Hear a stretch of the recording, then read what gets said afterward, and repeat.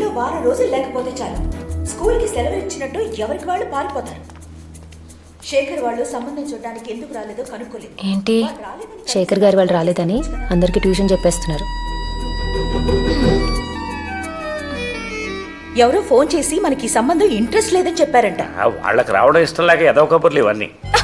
నువ్వు బాధపడకమ్మా, నువ్వు బాధపడకో. అలాగే డాడీ. వాళ్ళ తాత లాంటి సంబంధాన్ని నేను నీకు తీసుకొస్తాను. వాళ్ళ తాత అక్కర్లేదు, వాళ్లే కావాలి. ఎందుకు రారో చూస్తాను. ఎందుకు వస్తారో నేను చూస్తాను. Your genius daddy. నేను మహా వాళ్ళని చూశాను. ఇది ఒక్క మహా మడతేసి ఇస్త్రీ చేస్తాను మీ మమ్మీని. థ్యాంక్స్ అండి, thank you so much. Just స్పోకెనా? వాళ్ళు రేపు లంచ్కి రావడానికి ఒప్పుకున్నారు. Great madam. ఏంటి ఇందాక వాళ్ళు రారంటే నవ్వావు, వస్తున్నారంటే ఏడుపు మొహం పెడతావేంటి? నవ్వేస్తుందిలే మహా, ఇప్పుడే కదా గుడ్ న్యూస్ చెప్పావు. ఆనందం అందవే. No it doesn't really matter. Shekhar వాళ్ళు వస్తున్నారని తెలియగానే మా మమ్మీ చేసిన హడావడి అంతా ఇంత కాదు. నాకు డ్రెస్ సెలెక్ట్ చేసింది, నేను సెలెక్ట్ చేసిన పువ్వులు పక్కన పడేసింది.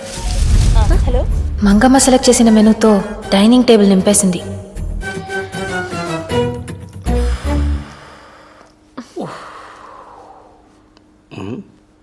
ఈ ఇరిటేషన్లో ఇమిటేషన్ వద్దు డాడీ.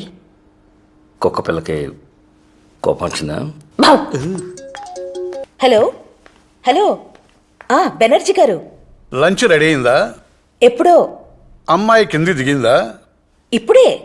మేము రావడం లేదు. ఏమైందండి? మేము వస్తామన్నప్పుడు మీకు ఇంట్రెస్ట్ లేదన్నారు కదా. అప్పుడు మా శేఖర్ కూడా ఏమైందండి అని ఇలాగే అడిగాడు.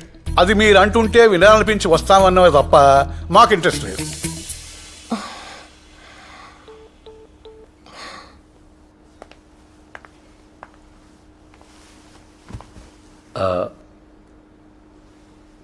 వాళ్ళు రావట్లేదు.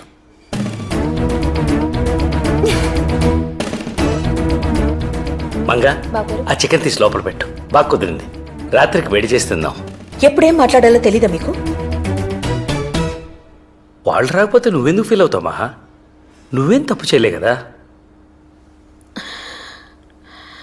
ఇప్పుడు చెప్పనా? ఏంటి? ఆ చికెన్ తీసి లోపల పెట్టమని.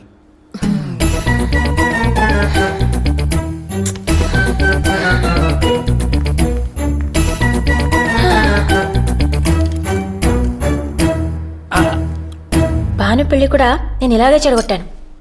అది ఎలా ఉందో. వచ్చాక ఫోన్ కూడా చేయలేదు. నిన్నే కలవరిస్తోంది. నీకెలా తెలుసు? నందు చెప్పాడు. నందునా? ఆల్రెడీ ఉన్న గొడవల్ని ఇంకా కాంప్లికేట్ చేయట్లేదు కదా నువ్వు. ఏంటి డాడీ? ఆడ పేరు చెప్పగానే నీ కళ్ళు మతాపుల్లో వెలిగిపోతున్నాయి. పో డాడీ. నందు పేరు వినగానే నా కళ్ళల్లోకి నిజంగానే అంత మెరుపు వచ్చేసిందా?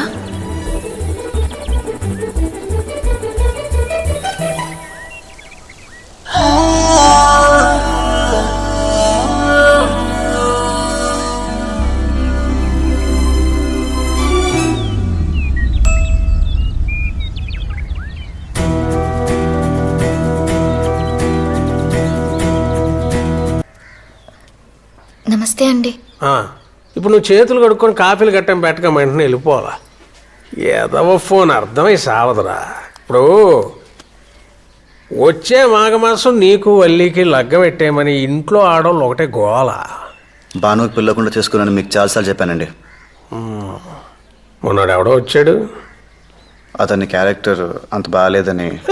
మీరు ఇచ్చే కట్నాలకి కలెక్టర్ వస్తారు మరి. సరే అండి, నాకు ఎందుకు కానీ సుమారుగా ఓ తారీఖు అనుకుందాం. ఈ ఆగస్టుకి నా కూతురుని చేసుకుంటానని చెప్పు.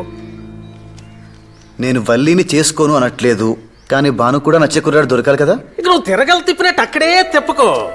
ఒక వండర్ఫుల్ అబ్జర్వేషన్ ఒకటి చెప్పనా నీకు. యాసంకాలం మజ్జిగానం తిన్నాక మామిట్టం కెట్టుకెళ్ళి పెరట్లో ఆడేస్తాం. ఏడాది తిరిగేసరికి అది చెట్టు అవుద్ది, కాయగా వస్తుంది. కానీ 10 ఎకరాల మామిడి తోట పెంచాలంటే అలా కాదు కదా. రైతు 10 మంది పాలేర్లు, 100 మంది పనోళ్ళు, వేయడానికి ఎరువులు, కోయడానికి కూలీలు, అబ్బో లెక్కే వేరు. అంటే ఇప్పుడు నీ చెల్లెలు నేను తక్కువ చేసి మాడట్లేదు. అది ఆడపిల్లే, నా కూతురు ఆడపిల్లే. కాకపోతే అది పెళ్ళాక ఏడుస్తూ వెళ్తుంది, నా కూతురు 7 వారాలు నగలతో వెళ్తుంది. అది డబ్బు బలం. అసలు డబ్బే బలం. ఏడే మీ అత్తయ్య కూతురు వచ్చి వెళ్ళిపోయినంత మాత్రాన సంబంధాలు కలిసిపోయి అనుకుంటున్నారా? ఇప్పుడు జరిగిపోయిన విషయాలు చిన్నపిల్లలు కాబట్టి మీరు మర్చిపోయారు సరే, ఆవిడ సంగతి ఏంటి? కళ్ళు మూసుకొని దేవుడి ముందు కూర్చుంటే సరిపోద్దా? ఏమండే బయటకు వచ్చి మీ కొడుక్కి 4 మంచి మాటలు చెప్పి వల్లిని చేసుకోరా మంచిది, వచ్చే నెలలో చేసుకోరా మరీ మంచిది. వెంకన్న గారితో మనకు బోళ్ళు లావాదేవీలు ఉన్నాయరా బాబు. ఆయన కోప్పడితే ఊళ్ళో మనకి మంచినీళ్ళు కూడా పట్టవు, రోడ్డు నడిపోతావు. పెద్దదానికి పెళ్లి కాదు, చిన్నదానికి చదువు రాదు, ఉండడానికి ఇల్లు ఉండదు, ఏమైపోతున్నామని జాగ్రత్త చెప్పొద్దండి.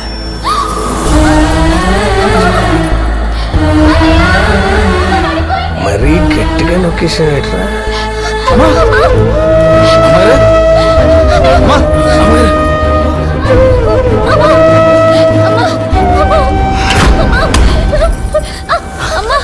మీరు తీసుకెళ్ళండి, నేను డబ్బు తీసుకొని వస్తాను. జాగ్రత్త.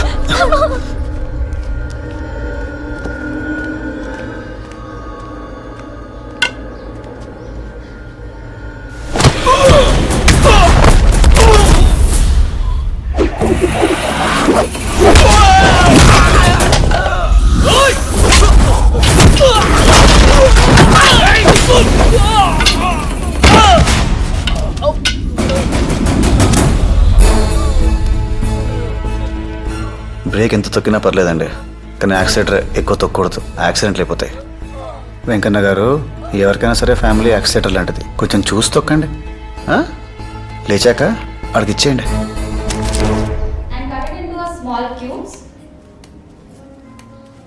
ఏం కోరుకున్నావు? ఏముందండి, గచ్చి మీద మచ్చలు ఉండకూడదని, కంచాలకి జిడ్డు ఉండకూడదని కోరుకున్నాను. దానికి బదులు నీకే ఓ ఇల్లు కోరుకోవచ్చుగా. మీ ఇల్లు నేనే తుడిచి నా ఇల్లు నేనే తుడుచుకోవాలా? నాకేమైనా పిచ్చా? అను, నీ షూ సైజ్ ఎంత? 6. గోపాల్, విన్నానమ్మా విన్నాను. తొడగడానికి తేలిగ్గా ఉండేలాను, విప్పడానికి వీలుగా ఉండేలాను జత తీసుకుంటాను. ఆడడానికి సౌకర్యంగా ఉండేలా చూడు. ఎలా మేడం అసలు ఇలా? గోపాల్, ప్రతిసారి ఆశ్చర్యపరుస్తూనే ఉంటారు. మట్టి బుర్ర నాకు. మీరెంత అదృష్టవంతులు సార్, మా మేడం దొరకటం. ఏంటి బా, ఏంటి అడావిడి? బెనర్జీ గారు సంబంధం గురించి మాట్లాడడానికి ఒప్పుకున్నారు. ఎప్పుడు? ఎలా? పేరు చెప్పే ధైర్యం లేనివాడు ఫోన్ చేసి మాకు ఇంట్రెస్ట్ లేదంటే నమ్మారు. పెళ్లి కూతురు తల్లిని స్వయంగా వచ్చి రిక్వెస్ట్ చేస్తుంటే ఎందుకు నమ్మరు? మా మమ్మీ చెప్పిన లాజిక్కి నేనే పడిపోయాను. పాపం పిచ్చి బెనర్జీ గారెంత. క్రికెట్ స్టేడియంలో పొలిటికల్ మీటింగ్స్ జరిగినట్టు నా పెళ్లి చూపులు గోల్ఫ్ కోర్స్లో జరిగాయి. ఇదేంటి? నాకు కొంచెం కాన్ఫిడెన్స్ తక్కువ, పెరగడానికి మా సైకియాట్రిస్ట్ రికమెండ్ చేశాడు. అదేంటి? నాకు స్ట్రెస్ ఎక్కువ, తగ్గడానికి మా ఫ్యామిలీ డాక్టర్ సజెస్ట్ చేశారు.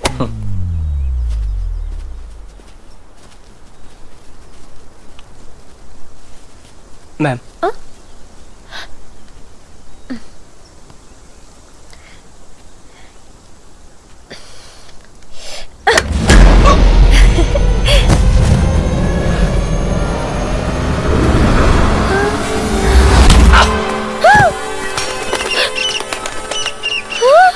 ఒక్క దెబ్బకి 2 పిట్టలంటే ఏంటో నాకు అప్పుడే తెలిసింది.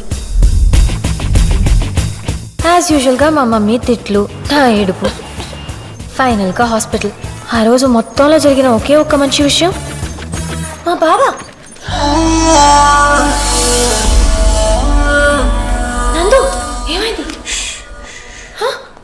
వల్లి 10 ఎకరాల మామిడి తోట, నీ చెల్లి పడేసిన మామిడి ట్యాంక్.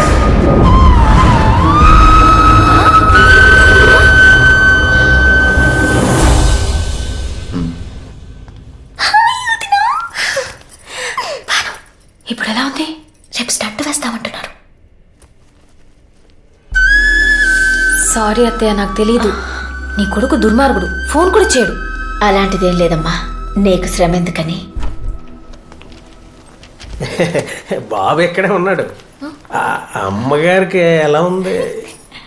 పాలేరు పేపర్ చదువుతున్నాడంటే బాగున్నట్టే. అమ్మా, అలా నిలబడిపోతే ఎలా? కలబడి మరి పనులు పడిపోవాలి కానీ ఇల్లు ఏదో చిన్నతనం.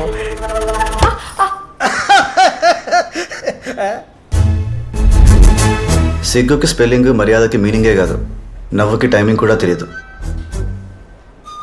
ఏదోకి సరే అయితే మీరు జ్యూస్ తీసుకునే లోపు నేను బిర్లా మందిర్కి వెళ్ళి అమ్మగారు బాగుండాలని పూజ చేయించుకొస్తాను. మంచిదండి. అత్తయ్య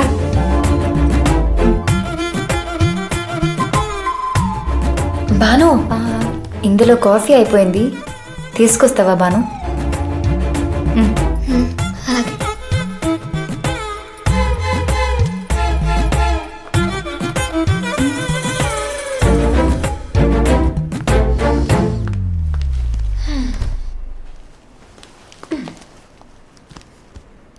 నందు, ఏమండి? వెళ్ళండి. అలా పిలిచినప్పుడల్లా వెళ్ళిపోకూడదురా. ఏమండి? మళ్ళీ అండి.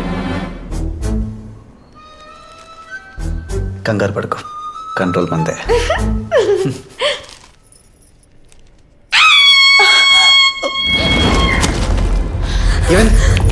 ఏమైంది? ఏంటి? వెళ్ళండి. ఎక్కడా? మీతో సెల్ఫీ దిగడానికి ఇంకా అక్కడ వెయిట్ చేస్తుంది ఏంటండి? ఎప్పుడు వెళ్ళిపోయి ఉంటుంది.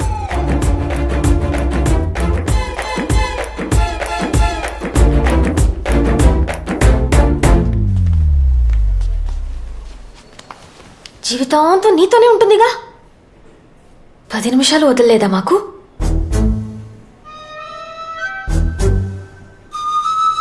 ఏమండి? వెళ్ళండి. ఈసారి ఏ డైనోసార్ వచ్చిందేమో. ఓదార్చండి.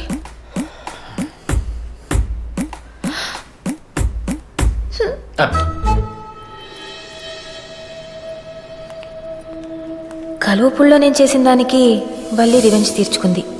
ఓకే, గెలుపోవటంలో సహజం. కానీ నందుని లాగేయాలంటే ఇంకా చిన్న చిన్న ఎత్తులు సరిపోవు, గట్టిగా కొట్టాలి. రే ముత్యం, సన్నా సత్యం, కాస్త పనిచేయరా. వెళ్ళి బెటరాబు. భాను పాపం ఇక్కడేముంటుంది, నాతో పంపించు, మా ఇంటికి తీసుకెళ్తాను. అమ్మని చూస్తారు? నీ బల్లి ఉంది కదా, ఆ? అదే బల్లి ఉంది కదా, అది చూస్తుంది. వద్దు.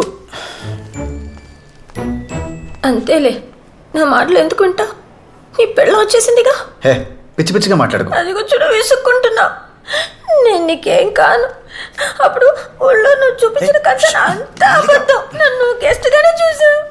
సరే సరే సరే, తీసుకెళ్ళు. దయచేసి ఏడకు ప్లీజ్. బాను, బట్టలు సర్దుకో. కానీ ఒక్కరోజే, రేపు సాయంత్రానికల్లా పంపించేయాలి, సరేనా? చిగురాకులలో చిలకమ్మ.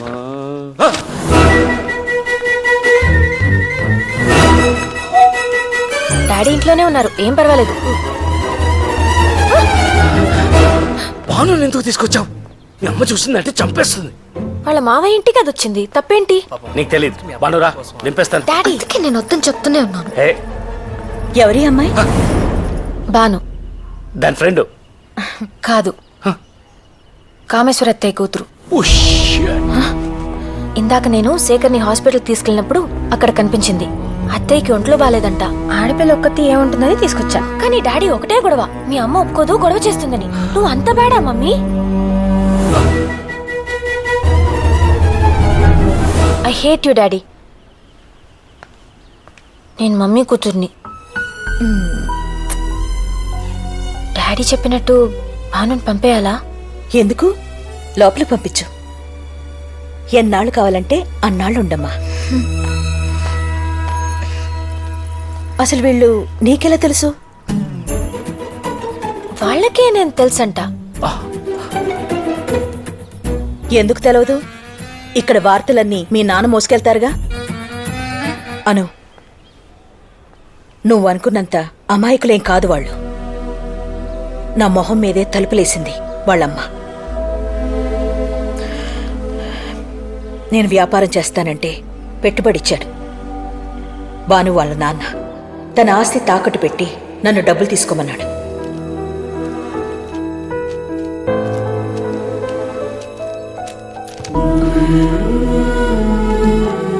రెండేళ్లలో ఈ తాకట్టు విడిపించి నీ ఆస్తి నీకు ఇచ్చేస్తానన్నయ్య. తర్వాత నా దగ్గర డబ్బులు లేని టైంలో వచ్చి పీకల మీద కూర్చున్నాడు. సరే వెనకిచ్చేద్దామని వెళ్ళేసరికి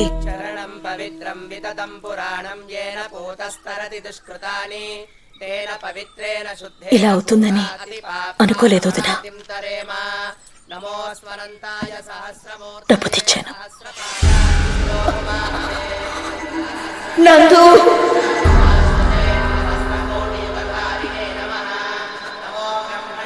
దీన్ని ఇచ్చేసిరా.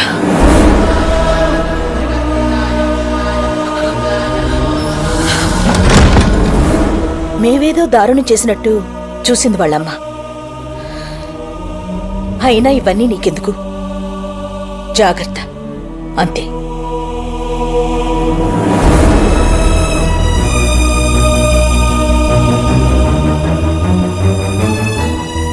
డాడీ, మావయ్య గురించి మమ్మీ చెప్పింది. మీ మమ్మీ తనకు కావాల్సిందే గుర్తుపెట్టుకుంటుంది. తనే కాదు, మనుషులంతా అంతే. చేసిన తప్పులు మర్చిపోతారు, లేకపోతే బతకలేరు కదా. నాకు తెలిసినంత వరకు మీ అమ్మ తనే వాళ్ళ ఇంటికి వెళ్ళి మరీ అప్పడిగింది. నేను కంపెనీ పెట్టాలనుకుంటున్నాను అన్నయ్య. అప్పు కోసం బ్యాంక్ వెళ్ళి ఎంత ఇస్తారంటే ఏం తాకట్టు పెడతావని అడుగుతున్నారు. నువ్వే హెల్ప్ చేయాలన్నయ్య. ఈ కంపెనీ నా డ్రీమ్. ఏంటి బావ ఇది, ఎన్నిసార్లు ఇస్తారు? అయినా ఇది కంపెనీ పెట్టడానికి మీ పొలాలు తాకటేంటి? ఈ ప్రాపర్టీ నా దగ్గర ఉంటే అలాగే ఉంటుంది. అదే దానికిస్తే బోల్డ్ ఎంతమందికి భోజనం పెడుతుంది. తర్వాత ఏం జరిగిందో నాకు తెలీదు. మీ మావయ్య పోవడం మాత్రం నిజం. మీ అత్తయ్య వాళ్ళకి టైంకి డబ్బులు ఇవ్వలేదన్న కోపం ఉంది. మీ అమ్మకి వాళ్ళు అవమానించారన్న ఉక్రోషం ఉంది. ఇవి మనం మార్చలేమను, మర్చిపోవాలంతే.